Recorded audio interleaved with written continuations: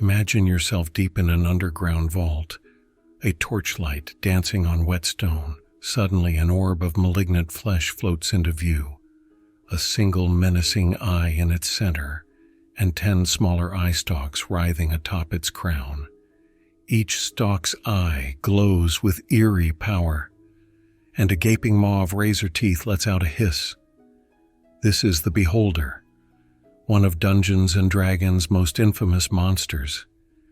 For nearly 50 years, Beholders have petrified adventurers in tabletop campaigns, glowered from novel pages, and even blasted unsuspecting heroes in video games. Few creatures in D&D are as iconic or as feared. In this deep dive, we'll explore the Beholder's complete history across all official media, from its mysterious origins in the earliest D&D rules, through each edition's changing lore and mechanics to its appearances in novels, video games like Baldur's Gate 3, and beyond. Along the way, we'll see how this floating horror has impacted gameplay and storytelling, cementing its place as a D&D legend. By the end, you'll know why every Beholder truly believes itself the pinnacle of perfection, and why players and dungeon masters can't get enough of these tyrannical eyeballs. Let's peer into the many eyes of the Beholder. The Beholder is unique among D&D monsters in that it has no roots in real-world myth or classic fantasy fiction. It's a wholly original creation of the game. Its first appearance was in 1975's Greyhawk, the very first D&D expansion supplement, making the Beholder one of the earliest D&D monsters ever published. In fact, the cover of the Greyhawk booklet itself features a crude sketch of a Beholder, a spherical creature with a large central eye and a few eye stalks confronting a sword-wielding adventurer. This initial artwork, drawn by Greg Bell, was labeled Sphere of Doom, and though it looks simple, a smooth orb with a sleepy-looking central eye and a small mouth, it introduced a concept that would fascinate and terrify players for decades. Greyhawk described the creature as a sphere of many eyes, or eye tyrant, a floating sphere about 3 feet in diameter with 10 magical eye stalks and 1 central eye. Even in that first incarnation, the Beholder's basic traits were set. It was hateful, aggressive, and avaricious, likely to attack immediately, and so malign that even other evil creatures found it abhorrent. Early players who cracked open Greyhawk in the mid-70s encountered the Beholder as an exceedingly dangerous foe. It had 40 hit points, a lot back then, and an armor class of 0, using the old THAC 0 system, meaning it was very hard to hit. Each of its 11 eyes had a different magical power: Charm Person, Charm Monster, Sleep, Telekinesis, Petrification, Disintegration, Fear, Slow, Cause Serious Wounds, Death, and an Anti-Magic Ray. In other words, even in its debut, the Beholder could charm your fighter, put your wizard to sleep, turn your cleric to stone, disintegrate the rogue, instill mind-numbing fear, or just outright kill with a death ray. Little wonder that Greyhawk noted a Beholder would usually attack on sight. Only if faced with a particularly powerful party might it pause to negotiate, possibly accepting a bribe to spare the adventurers. The Beholder could even speak, communicating in its own tongue and the language of lawful evil creatures. All these details established the Beholder as a uniquely deadly and intelligent villain from the very start. But who invented such a creature? According to D&D co-creator Gary Gygax, credit goes to Terry Kuntz, the brother of early D&D designer Rob Kuntz. Terry Kuntz came up with the basic idea of the Beholder in the early 1970s, During Gygax's original Greyhawk campaign, wanting a monster that could challenge even high-level characters, Gygax latched onto it immediately and developed it further for publication. In a Q&A, Gygax admitted, "Terry Kuntz was the primary creator of the Beholder. All I did was detail the monster and polish the concept. One that is an excellent one for sure." Notably, the Beholder's name, which evokes the phrase, "Beauty is in the eye of the beholder," was not intended as a pun originally. Terry simply chose the name because the creature had so many eyes. In a later interview, Terry Kuntz shed light on his inspirations. "I wanted to design a creature that could stand up to high-level characters and threaten fighters and magic users equally." The sources of inspiration are multiple. D&D itself, Empire of the Petal Throne, mythology, Tolkien's novels, objects of mythology. The Beholder's form emerged as a combination of ideas, a hovering, all-seeing orb inspired by mythological symbols of the sun and moon, married to the concept of multiple eyes like the Medusa's snakes to allow 360-degree vision and attack. In essence, Kuntz imagined a monster that literally watches everything and can strike in any direction. He even decided the central eye should be the most powerful, with the smaller eye stalks providing varied abilities. The result was a truly alien entity, with no direct analog in fantasy literature at the time. When Gygax incorporated the Beholder into D&D, it became an integral creature in the D&D roster of ugly customers.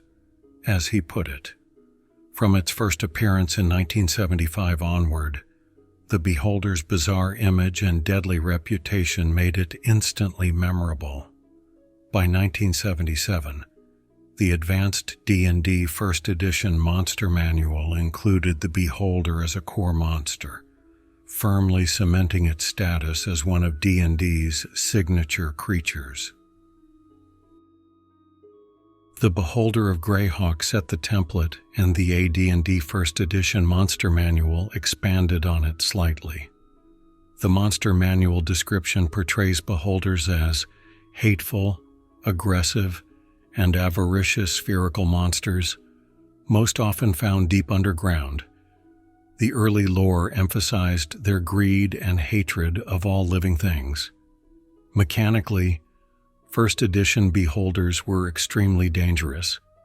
Each of the 10 small eyes could independently target a different victim each round, forcing saving throws against a variety of nasty effects, while the central eye emitted an anti-magic cone that could shut down a party's spellcasting. This anti-magic eye would remain a core feature of beholders in future editions as well. To 1970s players, encountering a beholder was often a save or die scenario. If the dice went badly, your beloved character could be turned to stone or disintegrated in an instant. Gygax and company clearly intended the beholder as a top-tier threat, a boss monster for only the bravest or most foolhardy parties. In an era when many D&D monsters were drawn from myth and folklore, the Beholder stood out as utterly bizarre, a symbol of D&D's own inventive mythology. Visually, the Beholder evolved quickly in early art. The 1975 Greyhawk illustration by Greg Bell depicted a relatively smooth orb with a few wriggly eye stalks. But when the Monster Manual was released in 1977, artist Tom Wham reimagined the Beholder with a tougher look. Wham's drawing shows the creature's hide is covered in crustacean-like armored plates, its central eye large and bulging, and its maw opened wide in a ravenous grin.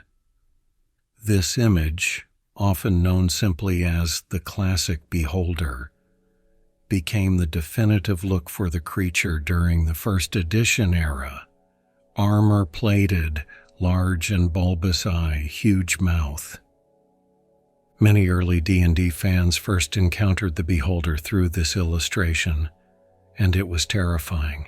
In 1983, Ed Greenwood, creator of The Forgotten Realms, and Roger E. Moore penned The Ecology of the Beholder in Dragon Magazine number 76, adding rich detail to how beholders live and function. This article provided pseudo-biological explanations. For example, it claimed beholders levitate via a natural organ called the levator magnus in their body, surrounded by the creature's brain. This was a fun bit of science fantasy lore, though later editions would quietly retcon it away in favor of simply magical flight. Accompanying the article was new art by Roger Rupp, which gave the beholder spidery, jointed eye stalks like crab legs. The 1980s also saw beholders pop up outside the core rulebooks. For instance, a D&D coloring album featured a beholder drawing, and official beholder miniature figurines were produced by Grenadier and later Citadel, taking cues from the Monster Manual depiction. All these appearances reinforced the beholder's image as a gnarly floating horror with a hardened carapace and wriggling eye stalks. Importantly, Advanced D&D First Edition established the beholder's alignment as lawful evil. Unlike mindless monsters, beholders were intelligent and followed a cruel internal logic. They weren't chaotic creatures of madness in this edition. Instead, they were depicted as schemers of a sort, albeit solitaries. The lawful evil alignment suggested a creature that is calculating, arrogant, and methodical in its evil. One famous flavor quote from the realm's sage Elminster captures this brilliantly. "Think ye weave cunning schemes and elaborate intrigues?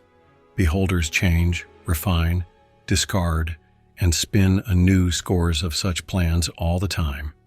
To the average beholder, human intrigues are the fumblings of babies." In short, beholders see themselves as vastly smarter and more advanced than the lesser beings crawling around them, and they treat underlings with a mix of contempt and cold manipulation.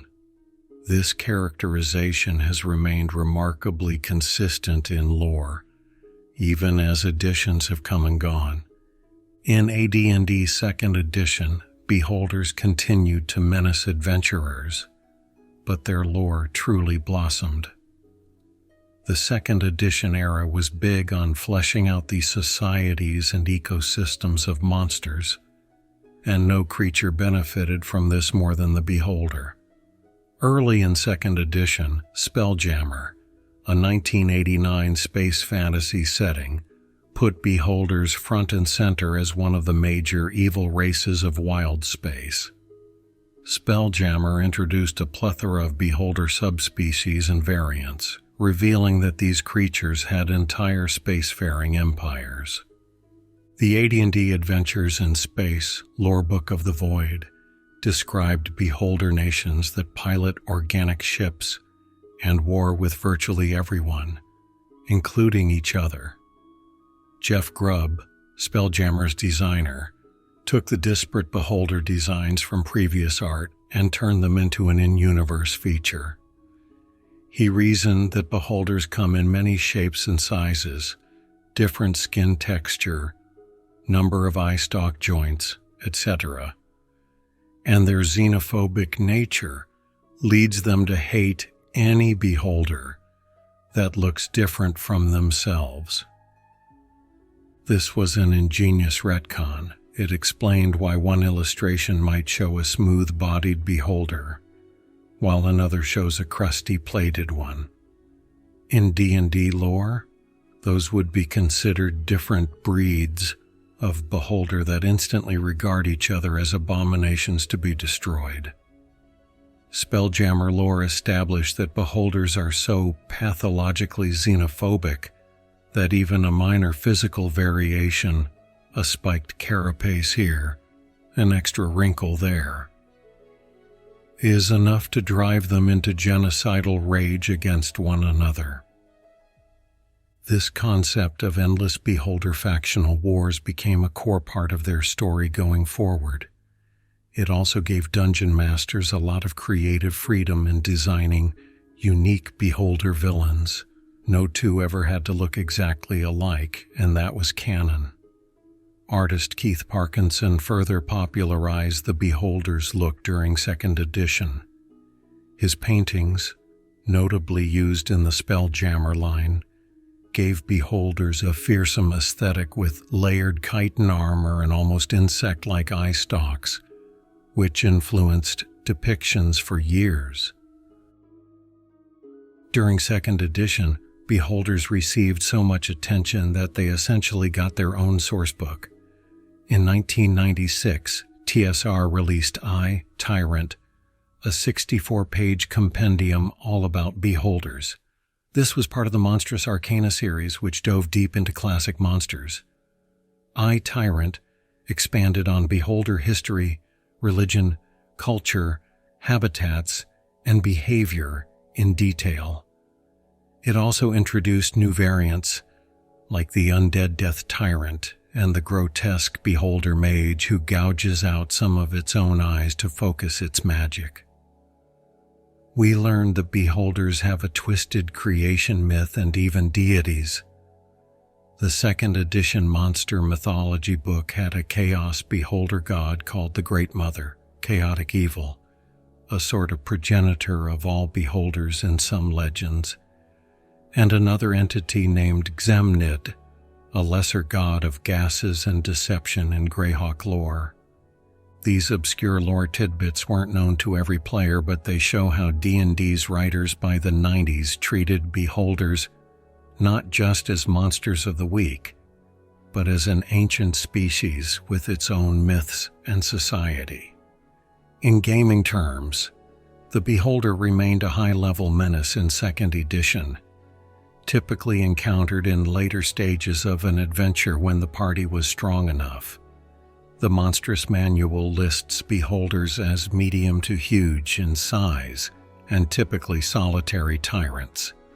Numerous 2nd edition adventure modules featured beholders as big villains. For example, the Eye of the Beholder trilogy of adventures tied to Eye, Tyrant, Eye of Pain, Eye of Doom, and Eye to Eye pitted heroes against beholder plots. Forgotten Realms fans saw beholders crop up in sources like Ruins of Undermountain. The infamous beholder crime lord Xanathar lurked beneath Waterdeep, and the Zhentarim organization, which at one point counted a beholder named Manxam among its leaders. Indeed, one of the AD&D trading cards printed in 1991 even showcased the beholder, evidence of its iconic status by that time. By the end of the 2nd edition era, anyone who picked up a D&D product, be it a rule book, a novel, many featured beholders, we'll cover those soon, or even a Dragon magazine issue, was likely to encounter these eye tyrants. They had become synonymous with the dangers of D&D's deep, dark places. With D&D's 3rd and 3.5 editions, the beholder seamlessly carried over, appearing in the Monster Manual right from the start. The 3rd edition Monster Manual reaffirmed all the classic traits. Beholders are floating aberrations, usually lawful evil, with an anti-magic central eye and 10 deadly ray attacks.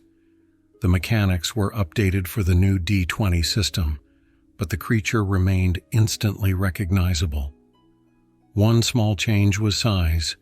3rd edition beholders were now categorized as large, around 8 feet in diameter, whereas the original 1975 description was only 3 feet.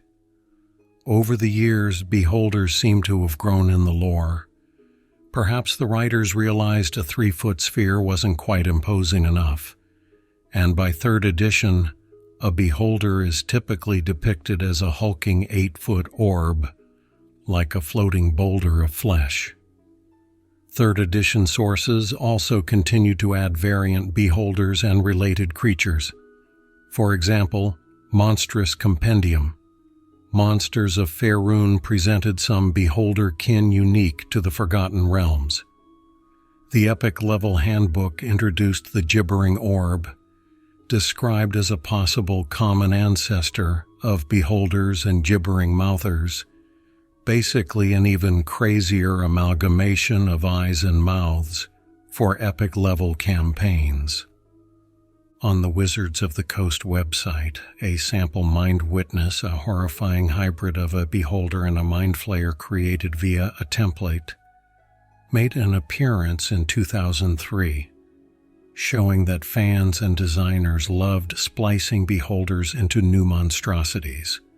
Every edition, it seems, tries to invent a few new twists on the basic beholder idea, but the original Eye Tyrant always reigns supreme.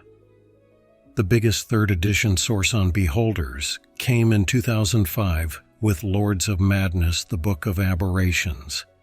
This was a 3.5 edition hardcover dedicated to 6 major aberration monsters, including mind flayers, aboleths, etc. And the beholder not only graced the cover but also received an entire chapter of lore and lair details. Lords of Madness cemented some key beholder lore. It emphasized how insanely xenophobic beholders are even toward their own kind, noting that a beholder's arrogant, hateful worldview is basically hardwired from birth. In fact, it states that within minutes of a beholder's birth, it will try to kill any other beholders nearby. A grim start for a baby beholder. Lords of Madness also expanded on beholder life cycle and reproduction in a truly bizarre way. It introduced the idea that beholders procreate through dreams. A beholder's subconscious mind is so powerful and hateful that when it sleeps, if it dreams of another beholder, its thoughts can manifest as a real creature, effectively spawning a new beholder or beholderkin into existence. Yes, beholders can literally dream up their own rivals. This surreal concept was later echoed in 5th edition sources as well, becoming part of modern beholder lore. Mechanically, the 3rd and 3.5 edition, beholders remained one of the scariest monsters in the Monster Manual, with a challenge rating around 13. A well-played beholder could total party kill an incautious group. Wizards of the Coast actually kept the beholder, along with a handful of other iconic D&D monsters like mind flayers, as product identity when the open game license was released, meaning they did not allow the beholder to appear in third-party D20 products. This is a testament to how important the creature was to D&D's brand. The beholder was considered a special signature monster that only D&D could use officially. In the wider D20 boom of the 2000s, many RPG bestiaries had to omit or rename beholder-like creatures because Wizards of the Coast protected its IP. Of course, that only enhanced the beholder's mystique among fans. By this time, the beholder had also taken on a starring role in D&D's marketing and art. For instance, a menacing beholder was depicted on the cover of Dungeon Number 100, a commemorative issue of the official magazine, and in countless illustrations in books. The look of the beholder in 3rd edition art was typically slimy, warty, and wreathed in shadow, often drawn with slobbering fangs and glaring eyes to showcase pure malevolence. The core design, however, remained very much as it was in 1977, a floating orb with one big eye and 10 eye stalks. The 4th edition era brought significant changes to D&D's rules and cosmology, but the beholder kept its throne as an apex monster, In the 4th edition Monster Manual, the Beholder appears with a fresh new stat block and a few variant types like the Beholder Eye of Flame, a fire-themed variant, and Beholder Eye Tyrant. 4th edition's approach to monsters was to give them roles in combat, artillery, controller, etc., and sometimes multiple stat versions at different levels. The Beholder in 4th edition was presented as a solo boss monster, basically an entire encounter's worth of challenge in one creature. Notoriously, the Monster Vault Beholder was extremely dangerous even by 4th edition standards. One analysis noted it was the most dangerous solo creature, a floating gunship of deadly capability, able to blast multiple eye rays per round and even use extra attacks when wounded. A fight with a 4th edition Beholder was a frenetic affair. Its central eye could suppress magical effects, bad news for player characters, and its eye stalks could be aimed tactically, with the DM choosing from a menu of rays to best counter the heroes, charm the fighter, petrify the ranger, disintegrate the healer, etc. The 4th edition design encouraged DMs to play the Beholder intelligently, picking optimal eye ray combinations. For example, telekinetically hurl a hero into a pit, then zap another with a death ray. In terms of lore, 4th edition tied Beholders and all aberrations to the far realm, a plane of madness outside the normal universe. While earlier editions hinted at Beholders being otherworldly, 4th edition made it explicit. Beholders are literally alien to the natural world, invaders from a Lovecraftian elsewhere that warps reality. This helped reinforce their role as ultimate villains. They weren't just underground monsters, but incursions of cosmic horror. The 4th edition Manual of the Planes and various source books describe the far realm as the origin of Beholders, aboleths, and mind flayers, which added a cool sci-fi horror vibe to them. Visually, 4th edition art took some liberties with Beholders. They often appeared even more grotesque. Some illustrations gave them extra barbs, bony protrusions, or strange pupil shapes to highlight that mutative, far realm influence. One particular variant, introduced in 4th edition's Monster Manual 3, was the Beholder Ultimate Tyrant, basically an ultra-powerful Beholder often worshipped by others of its kind. Another interesting addition was the Beholder Hive Mother returning in 4th edition lore, a giant, bloated Beholder matriarch that can spawn others, a concept from earlier editions reimagined. Yet, despite these additions, the iconic image remained the same at heart. If you flip through the 4th edition Monster Manual's glossy pages, you'd still instantly recognize the Beholder. And if you saw one on the tabletop, perhaps in the 4th edition adventure Keep on the Shadowfell, which featured a spectral Beholder in one encounter. You knew the dungeon had reached a climax. Many a 4th edition party, upon seeing an unfamiliar creature mini with eye stalks, exclaimed, "Oh no, is that a Beholder?" In short, 4th edition kept the Beholder deadly, made it more explicitly alien, and continued to celebrate it as a flagship monster. It's also worth noting that late in 4th edition, the Dungeon Command miniatures game released a faction box set called Lords of Madness that prominently included a Beholder figure. By this point, any D&D branded product that wanted a wow factor would slap a Beholder on it. The current edition of D&D brought Beholders forward with a mix of nostalgia and fresh twists. The 5th edition Monster Manual not only included the Beholder as a core monster, with the spectacular cover art featuring a beholder attacking a party amid lightning, a deliberate homage to how emblematic it is. But it also reintroduced two classic variants: the Death Tyrant, an undead skeletal beholder that lairs in dungeons, and the Spectator, a lesser four-eyed beholder often summoned as a guardian. It even tucked in a zombie beholder in a section on zombies, just to cover all bases. In 5th edition, the beholder's mechanics are a greatest hits of prior editions. It has an anti-magic cone from the central eye, and its 10 eye rays: charm, paralyze, fear, slow, enervation, telekinesis, sleep, petrification, disintegration, death, closely mirror the old lineup.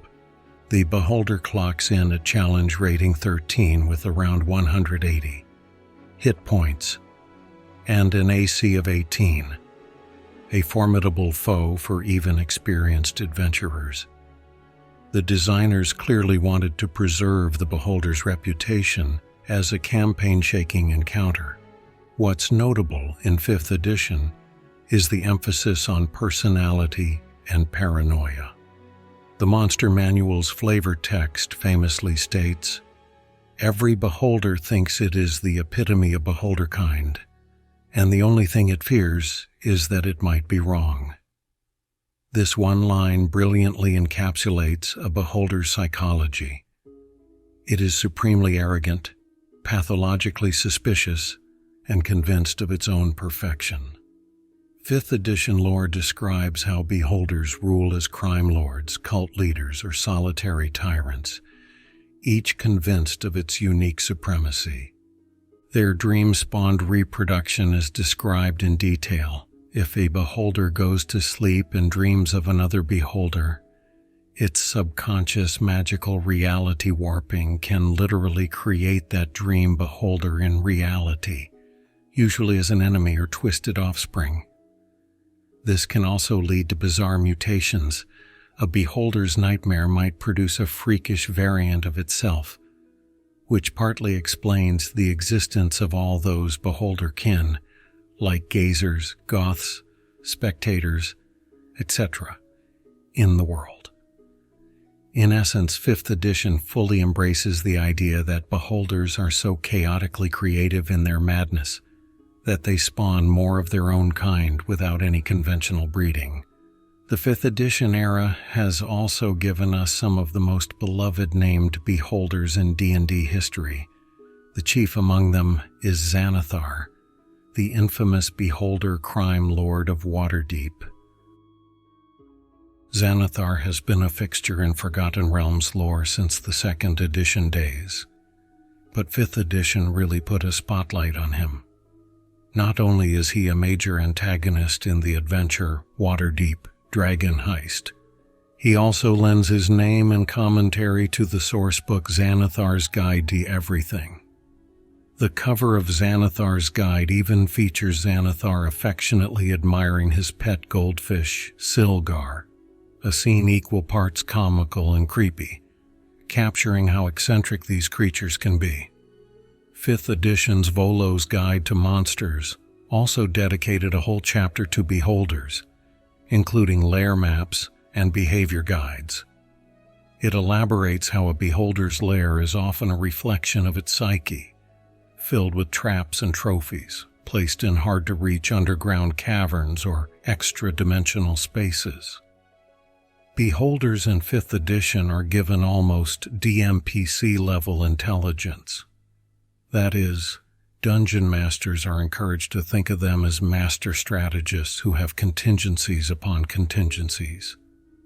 After all, a being that considers human intrigues to be child's play will have layers of defenses: minions, magical wards, escape tunnels, etc. Gameplay-wise, when a beholder shows up in a 5th edition campaign, players know they are in for a nail-biting battle.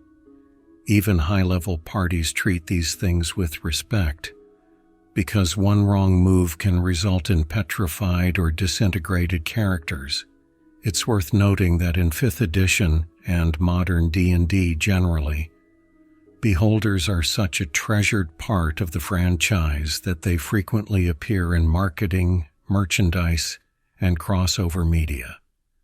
The beholder was featured on the cover of the 5th edition Monster Manual, used as a marquee monster in D&D video game trailers, and even made a cameo in the 2023 Dungeons & Dragons Honor Among Thieves film. More on that later. Wizards of the Coast clearly knows that the beholder's bizarre, eye-catching design, pun intended, is instantly associated with D&D. They even sell plush beholders, miniatures, and all manner of beholder-themed swag. A funny fate for a creature originally meant to be the ultimate nightmare of adventurers. From its small beginnings as Terry Kuntz's brainchild around a gaming table, the beholder has ascended to become a kind of mascot of D&D's monstrous menagerie. The 5th edition Monster Manual prominently features a beholder on its cover, emphasizing the creature's iconic status in D&D. Modern beholders retain the classic form, a floating orb bristling with eye stalks, and remain one of the game's deadliest foes. Beholders haven't just skulked in dungeon corridors and rulebook pages. They've also made their mark in D&D's official fiction. Over the years, numerous novels and short stories have featured beholders as villains, creatures of interest, or even, rarely, allies.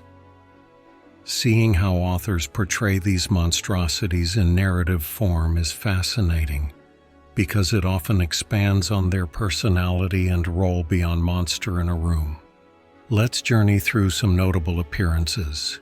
In the rich lore of the Forgotten Realms, one beholder has achieved particular infamy: Xanathar, the crime lord of Waterdeep. First mentioned in early Realm sourcebooks, Xanathar became the centerpiece of the novel Waterdeep, 1989 by Troy Denning, part of the Avatar series, which depicted the upheaval of the Time of Troubles. In that story, the heroes cross paths with Xanathar's Thieves Guild, showcasing the beholder's insidious grip on the city's underworld and proving that even demigods scrambling across Faerun must sometimes deal with a territorial eye tyrant. Later, fiction and game products continually referenced the Xanathar. By 5th edition, he's essentially a living legend, complete with his own book, Xanathar's Guide. Another Realms novel, Finder's Bane, 1997, by Kate Novak and Jeff Grubb, features a beholder as well. Without giving too many spoilers, in Finder's Bane, the protagonists, including the bard demigod Finder Wyvernspur, venture into the Underdark and encounter a scheming beholder in the midst of plots involving godly relics. The encounter is harrowing. It turns out that even a beholder can be woven into a grand epic plot as a potent adversary manipulating events from the shadows. Ed Greenwood's novel, Elminster, The Making of a Mage, also deserves mention. It depicts a young Elminster in his journey to become a wizard, and at one point, Elminster must survive an encounter with a beholder deep in some caverns. This scene really drives home how deadly beholders are. Even the future Sage of Shadowdale is hard-pressed to outwit one, relying on brains and luck to avoid being disintegrated. Many Forgotten Realms anthologies include short stories with beholders too. For instance, the anthology Realms of the Underdark and Realms of the Arcane feature tales where adventurers tangle with these eye tyrants in subterranean depths. One of the grandest uses of beholders in fiction came with the Spelljammer novels, particularly the Cloakmaster cycle. In The Maelstrom's Eye, 1992 by Roger E. Moore, the third book of that series, The plot centers on an artifact coveted by the Imperial Beholder factions. The protagonist, an ex-pirate named Teldon Moore, finds himself caught in a war between Beholder nations in wild space. The novel portrays the Beholders as militaristic and astute, commanding fleets of strange ships and employing not just brute force but tactics and technology, magitech. One memorable character from Spelljammer lore is Large Luigi, a Beholder who defies the typical mold. Luigi is a lawful neutral, intelligent, and non-evil Beholder who runs the popular Rock of Brawl tavern called the Broken Sphere, described as one of the most enlightened entities in the multiverse. Large Luigi cheerfully serves drinks and dispenses advice, proving that not all Beholders are slavering monsters. He is referenced in the Spelljammer novels and modules, and fans love the irony of an eye tyrant as a polite bartender. Spelljammer fiction took the core idea of Beholder xenophobia and ran with it. Different subspecies with names like Hive Mothers, Overseers, and Doomspheres appear, and their internecine conflicts drive much of the drama. In the final Cloakmaster novel, The Radiant Dragon, an all-out battle between a Beholder fleet and other spacefaring races forms a climactic set piece showing Beholders as genuine armies, not just solitary cave lurkers. These novels expanded the scale of what Beholders could be, from dungeon boss to space opera antagonists. Beholders have shown up in various D&D settings fiction, in Greyhawk novels, such as Gygax's Gord the Rogue series. A Beholder or two makes a cameo as a deadly obstacle in dungeons the hero delves. The world of Dragonlance mostly avoided Beholders. Dragonlance favored its own unique creatures. But a later Dragons of Krynn, short story or bestiary mention, might have snuck one in via portal or artifact. In Eberron, Beholders are rare, being tied to the Delkir and Zoriat, Eberron's version of the Far Realm. But one Eberron short story, Eye of the Shadow, involves a Beholder relic. Still, they didn't get marquee novel time there. The Ravenloft line had a notable Beholder. An undead Beholder named Azzalin's Apparatus was part of an adventure, and at least one Ravenloft novel, Eye of the Beholder, not to be confused with other media of the same name, used a Beholder as a domain's Dark Lord, illustrating how terrifying one can be in a gothic horror context. An immortal, ever-watchful tyrant floating through misty crypts. As D&D's novel lines continued into the 2000s and 2010s, Beholders kept appearing here and there. In the Return of the Archwizards trilogy, 2001 by Troy Denning, which is about the return of the Netherese wizards, one of the many threats unleashed includes a particularly powerful Beholder in the ruins of Myth Drannor. The showdown between the Shadowvar, Shadow Mages, and the forces of good gets even more chaotic when an Eye Tyrant joins the fray, proving that in the middle of apocalyptic battles, a Beholder is still a force to be reckoned with. In The Herald, 2014, Ed Greenwood's novel capping the Sundering event, Waterdeep's Xanathar appears again amid the chaos of divine struggles. Ed Greenwood clearly enjoys using Beholders as wildcards in big events. They have their own agendas and aren't easily cowed, even by gods or chosen. One of the newest D&D novels, Honor Among Thieves, The Road to Neverwinter, 2023, a prequel to the Honor Among Thieves film, includes an encounter with the Beholder as well. In this tale, set years before the movie's events, the protagonists run into a Beholder in the Underdark, foreshadowing the creature's cameo in the film. The novel captures that mix of terror and wonder a beholder elicits. The characters know their way out of their depth facing it. It's a testament that even in 2023, authors can't resist using the beholder to put their heroes through the ringer. Across these stories, some common themes emerge. Beholders in fiction are almost always major antagonists. They're the kind of enemy that heroes might build up to over chapters, finally confronting in a tense climax. Writers often highlight the beholder's intellect and ego. Unlike, say, a rampaging dragon that might be motivated by hunger or greed, a beholder in a novel is usually scheming. It has minions, traps, or a grand plan. For example, in R.A. Salvatore's famous Dris Duerden novels, a beholder appears as an assassin ally to the dark elf mercenary Jarlaxle. In Siege of Darkness, Jarlaxle unleashes a beholder against the drow priestesses of Menzoberran Zan, using its multiple rays to devastating effect inside a chapel. The creature's arrogant personality comes through as it methodically turns drow to stone and breaks the siege, all while Jarlaxle struggles to keep the beholder from getting out of control. This scene is memorable because it's beholder versus drow, and it shows how even the most feared villains, drow matriarchs, are terrified of beholders.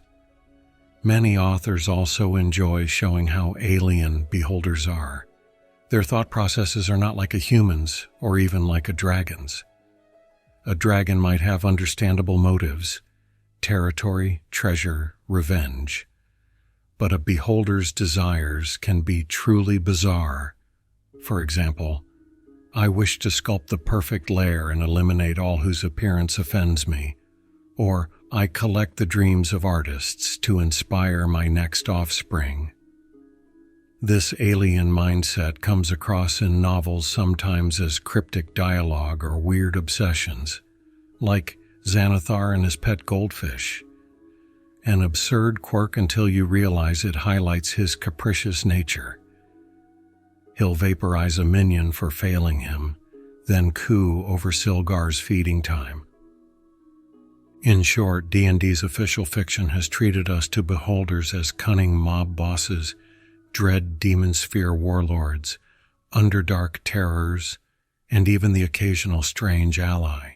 Through it all, the beholder's core identity remains intact.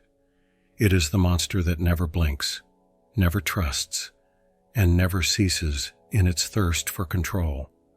Seeing one on a page evokes the same reaction as encountering one in a dungeon: heart-pounding excitement and fear for what happens next.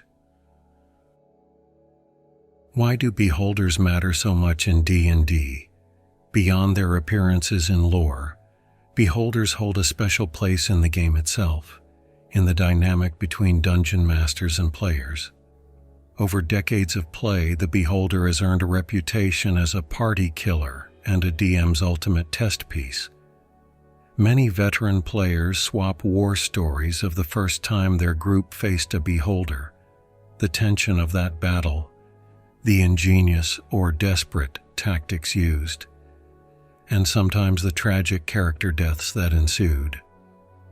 In terms of gameplay, a beholder brings a unique set of challenges that can utterly reshape how the party approaches a confrontation. For one, the beholder's anti-magic cone forces players out of their comfort zone. A party used to relying on magical buffs or a hail of spells suddenly finds that half the battlefield is a dead zone, where magic fizzles out. This cat and mouse of positioning, players scrambling to not all be caught in the cone, while the beholder swivels its huge eye to suppress key threats, makes encounters very tactical. Then there's the variety of eye rays. Because each ray inflicts a different effect, the party can't just have one straightforward defense. High AC won't stop a disintegration ray. Great wisdom saves won't matter if the beholder decides to petrify you. That's a deck save in 5th edition.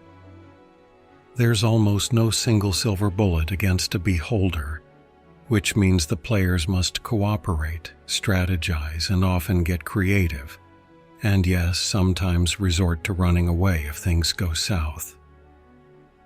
Dungeon masters, on the other hand, often view the beholder as a sort of prized creature to use, sparingly, when they want to create a truly memorable scenario. In many campaigns, a beholder serves as the final boss of a story arc or the main villain of a campaign. DMs relish role-playing these guys because beholders are intelligent and insanely arrogant, which can be delicious fun at the table. A beholder might taunt the heroes even as it blasts them, proclaiming its superiority. It might have elaborate lair puzzles. For instance, a beholder could set up areas of permanent magical darkness that only it, with its 360-degree dark vision, can navigate easily, or use its telekinesis ray to hurl parts of the environment at the players. There's a famous bit of advice from Ed Greenwood's Ecology article that suggests a beholder can bite with its big mouth too, but it rarely does so in combat. Not because it can't, but because it views biting as beneath it, a base animalistic act, whereas killing you with a sophisticated eye ray is much more fitting. That sort of attitude is what makes running a beholder encounter special. The DM isn't just moving a monster and rolling dice, they're embodying this megalomaniacal floating tyrant, arguably one of the ultimate villains D&D can offer. The presence of a beholder also affects party dynamics in interesting ways. Players know that when facing a beholder, splitting up might be wiser, to avoid all getting caught in a single cone or area effect. But they can't split up too far, or the beholder will pick them off one by one. Classes that usually hang back, like wizards, might have to reposition aggressively to avoid the anti-magic cone. Frontline fighters might suddenly find themselves levitated into the air, helpless, if the DM uses an eye ray creatively. This forces everyone to adapt on the fly. Over the editions, some groups developed almost mythical tactics specifically for beholders. For example, in older editions, using a mirror or reflective shield to bounce a beholder's own ray back at it was a trick many adventurers tried. In Baldur's Gate 2, Shadows of Amn, a video game we'll discuss soon, there's an in-game item, the Shield of Baldurin, that reflects beholder rays, a clear nod to that classic strategy. Meanwhile, DMs sometimes introduce countermeasures to prevent easy wins against beholders. Perhaps the creature has mirrored armor plates or uses minions as spotters so it isn't easily ambushed. This arms race of wits can make a beholder showdown as much a battle of cleverness as of brute force. Community and designer commentary often cite the beholder as one of the top monsters that DMs love and fear to run. Monty Cook, a designer of 3rd edition, once mentioned that at high levels the beholder was one of the few monsters that still struck fear in players' hearts. The creature's design is basically a DM toolkit of terror. You have crowd control, telekinesis, slow, sleep. You have damage, death ray, disintegration ray.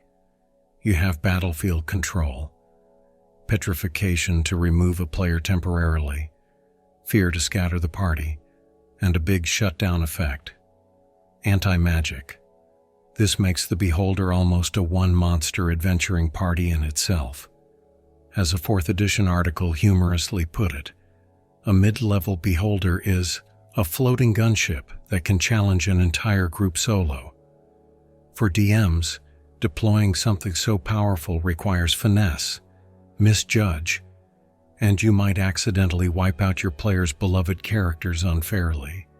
Thus, beholders are sometimes seen as a benchmark of DM skill. Successfully orchestrating a beholder encounter that is challenging, scary, but not pure slaughter is an accomplishment. Some DMs will foreshadow a beholder's presence heavily, letting players find statues of adventurers, former victims, or hear the ravings of townsfolk who escaped its lair missing limbs or sanity, so that when the party finally stands before the Eye Tyrant, the anticipation and dread are sky high. In organized play and tournament modules, beholders were famously used sparingly since they could derail a scenario quickly. But they did appear.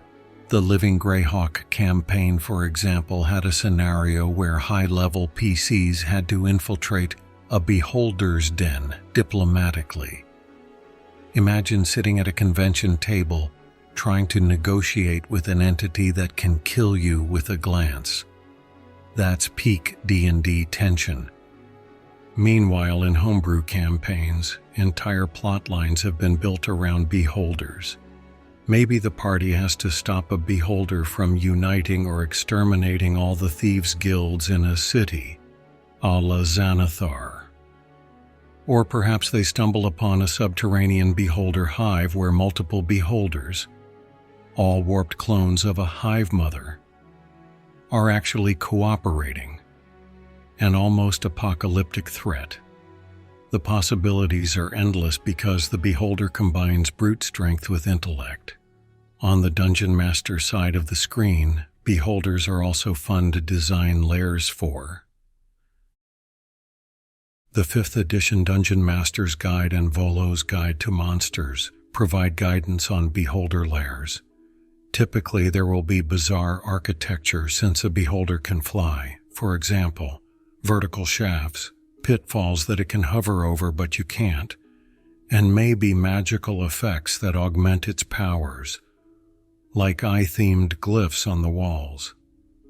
DMs relish making a beholder's lair a death trap that reflects its paranoid personality.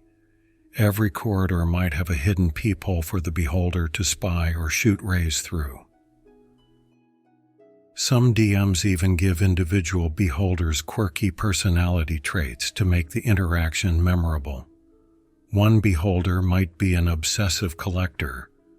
Perhaps it must have one of each kind of wizard's staff, and monologues about completing its collection. Another might be a deranged artist, carving statues out of petrified victims in poses. Another could be painfully insecure despite its arrogance, constantly demanding the heroes acknowledge it as the greatest. These touches turn a monster encounter into an encounter with a character, and indeed a well role-played beholder can steal the show in a session. It's not uncommon for players to recall the villain's bombastic ego or chilling threats years later. It's also interesting to note the cultural impact the beholder has had outside the game. The creature is so iconic that it's frequently referenced or parodied in broader media, even beyond official D&D adaptations. The beholder's distinct appearance, basically a giant floating head with eyes, is instantly recognizable. For example, TV shows like Futurama have featured a beholder-like bureaucrat monster for comedic effect, and video games like the Final Fantasy series had to rename their blatant beholder copy, called Evil Eye, in North America to avoid TSR's ire. When a monster gets ripped off in other media, you know it's famous. But within the game, the beholder's impact is that of a perennial fan favorite villain. In 2019, Sci-Fi Wire ranked the top D&D monsters and noted beholders among the scariest and most unforgettable.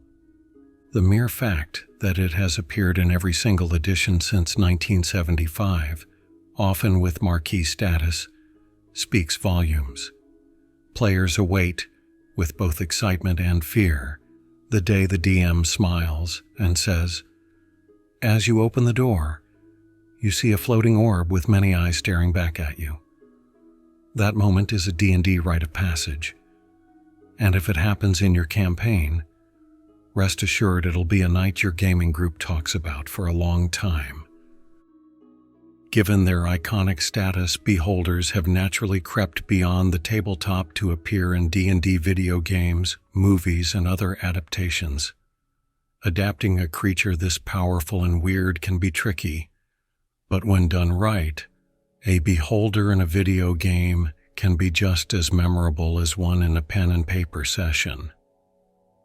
Let's look at some of the most notable appearances. One of the earliest digital cameos was in the 1988 NES game Pool of Radiance and the Goldbox PC games by SSI. In those games, beholders made occasional terrifying encounters. By Pools of Darkness, the final Goldbox title, beholders were high-level enemies you could fight, and they were just as nasty as on the tabletop, capable of insta-killing party members with certain rays.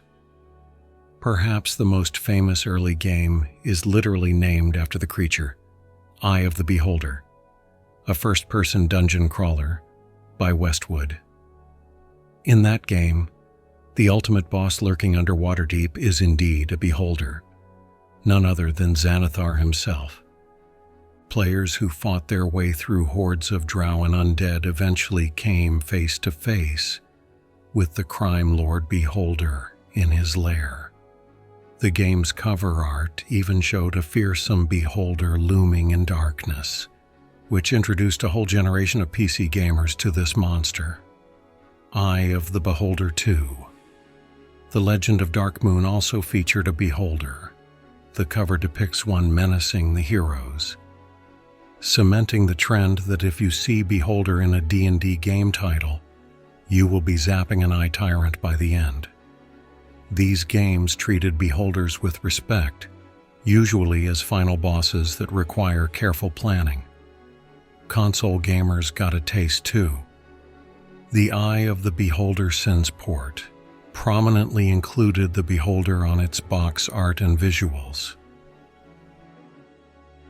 Moving into the late 90s and early 2000s, the BioWare and Black Isle D&D games brought beholders to life with more advanced graphics.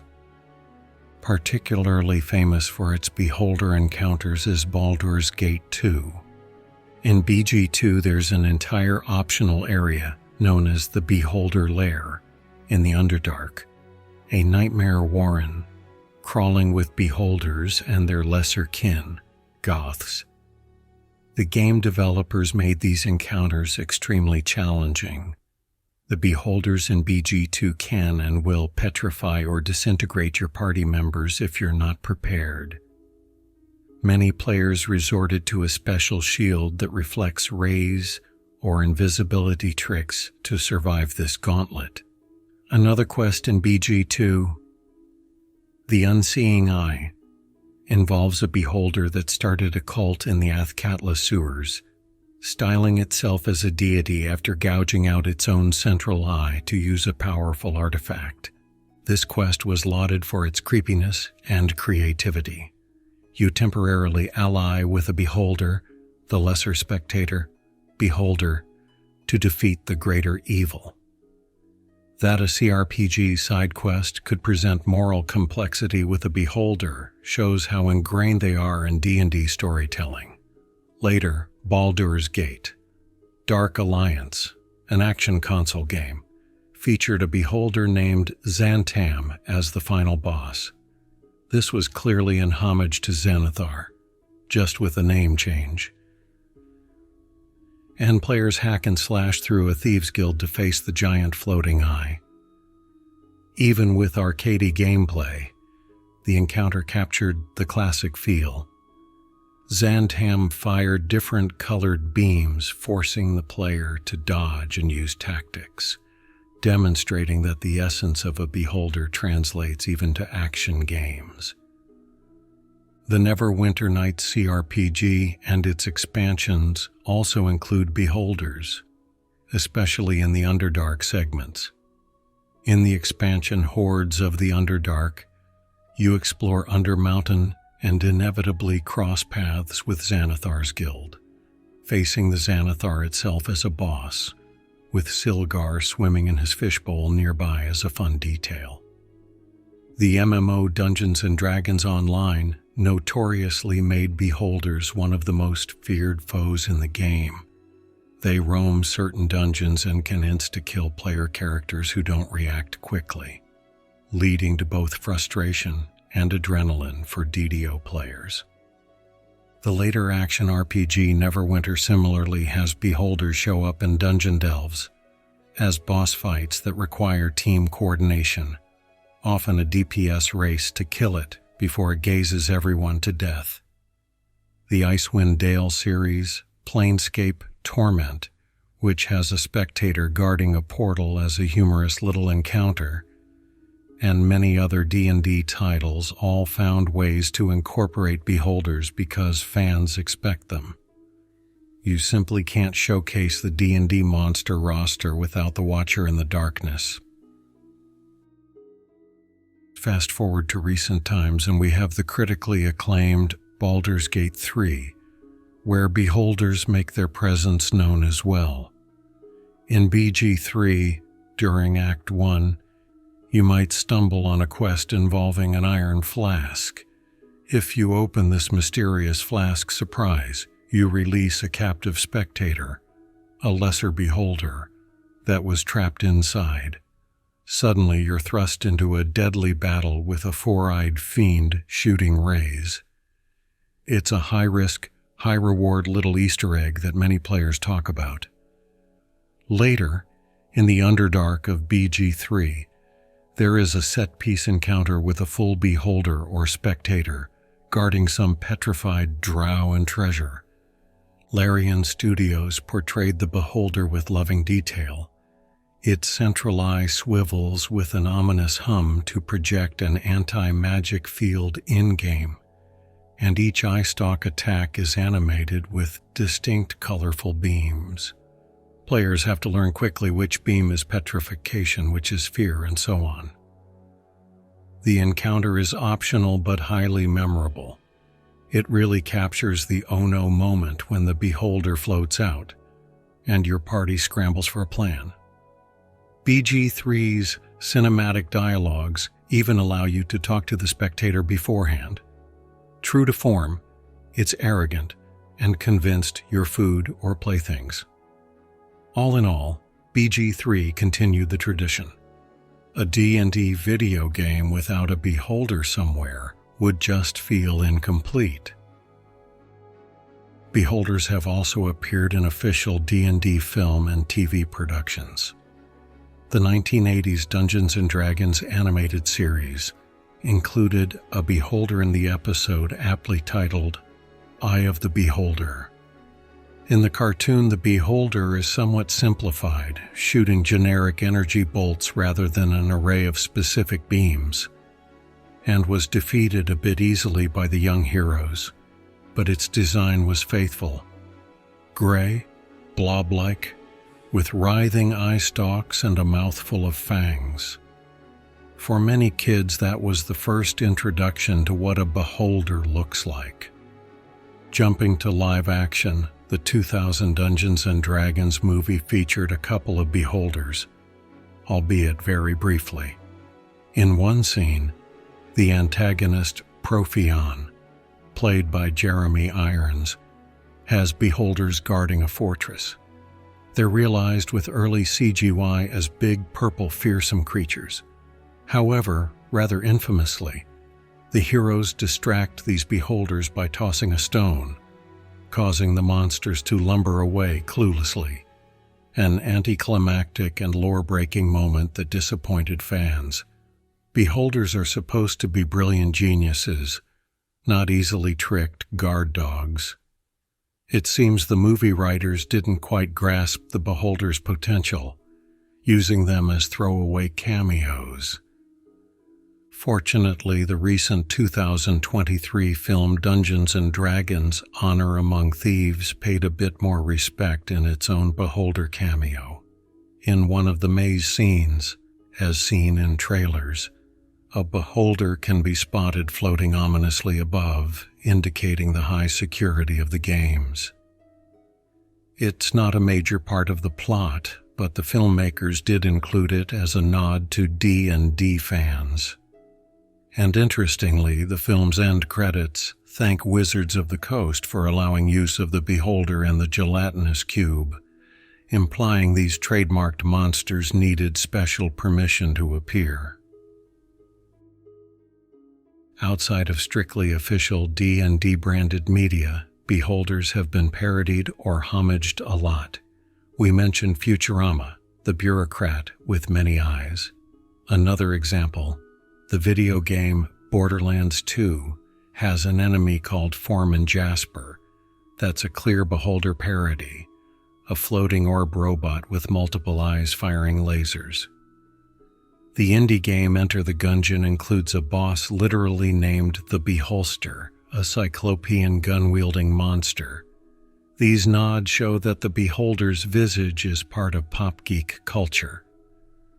But bringing it back to official D&D digital media, one delightful appearance is in the VR game Dungeon Academy and the board game Lords of Waterdeep, the Skullport expansion, which features Xanathar as a character, showing the beholder even in strategic board games. The D&D miniatures line, especially during 3rd edition and 4th edition, produced some spectacular beholder minis that became prized collectibles. And Wizards of the Coast has often used the beholder in promotional material. For instance, at gaming conventions you might find a giant beholder balloon or statue at the D&D booth. In all these adaptations, one thing remains constant. The beholder is visually unmistakable and carries a kind of gravitas. Whether it's a pixelated sprite or a CGI creature, when those 10 eye stalks swivel toward the viewer, you know what you're dealing with. It's a testament to the strength of the original design that a floating orb with eyeballs manages to be as intimidating as fire-breathing dragons or towering giants. There's simply nothing quite like a beholder in other fantasy IPs. It's one of D&D's special secret sauce monsters, and so whenever D&D crosses into a new medium, the creatives almost always say, "We gotta include a beholder somewhere. People love those things." And they're right, we do, from gamers recalling the harrowing beholder tunnels of Baldur's Gate 2, to kids from the 80s remembering that weird monster on Saturday morning cartoons. The beholder has shown its many faces across generations. Across every edition of Dungeons & Dragons, through countless worlds and stories, the beholder looms as a symbol of what makes D&D unique. It's a monster that is utterly alien in form and thought, challenging players not just to swing swords and cast spells, but to think. It's a villain that dungeon masters can truly make their own, conniving, witty, utterly evil, or sometimes darkly humorous. From the early days when Gary Gygax and Terry Kuntz first unleashed the Sphere of Many Eyes on unsuspecting adventurers, through the narrative twists of novels and the boss battles of video games, the beholder has proven itself timeless. It has the rare quality of being so iconic that it defines D&D, yet so endlessly adaptable that each new encounter with one can feel fresh and terrifying. Perhaps part of the beholder's enduring appeal is what it represents in a narrative sense. It is the all-seeing tyrant, the paranoid overlord who literally watches all, distrusts all, and attempts to control all. It resonates as an archetype of fear, the idea of a malevolent eye always watching, and in D&D's case with the power to enforce its will by force. In a game about brave heroes, what better antagonist than an entity that considers heroes mere insects to be toyed with or crushed at a whim? And yet, the beholder's very arrogance often sows the seeds of its downfall, which makes it dramatically satisfying. The mighty eye tyrant, convinced of its supremacy, can't imagine mere adventurers outsmarting it until they do, through teamwork and courage. In a way, every beholder fight in D&D is a micro-story about hubris versus heroism. That theme never gets old. As we celebrate the beholder's rich history, it's also exciting to look forward. With each new D&D release or adaptation, we can be pretty sure the beholder will make an appearance, perhaps in novel ways we haven't seen yet. Who knows? Maybe the next D&D movie will give us a full-on beholder antagonist done right, or a new video game will let players experience life as a beholder. Wouldn't that be something? The possibilities are as endless as a beholder's paranoid fantasies. One thing is certain. The next time you gather around a table or boot up a D&D game, and your adventure leads you into a dimly lit cavern filled with statues and strange shadows, you might catch a glint of light from an orb hovering in the darkness. Your heart rate will spike, and you'll hear your dungeon master casually say, "Floating before you is a monstrous sphere with a large central eye and razor-sharp teeth. 10 smaller eyes on stalks twist around to focus on you." That moment right there is what D&D legends are made of. Good luck, brave adventurer. You're going to need it. Thank you for joining this deep dive into the Beholder, D&D's iconic eye tyrant. If you enjoyed this journey through D&D history, lore, and legend, please hit the like button and subscribe for more tabletop lore and monster breakdowns. Have you ever defeated or been defeated by a beholder in your games? Do you have a favorite beholder variant or story? Let us know in the comments. We'd love to hear your tales from the dungeon.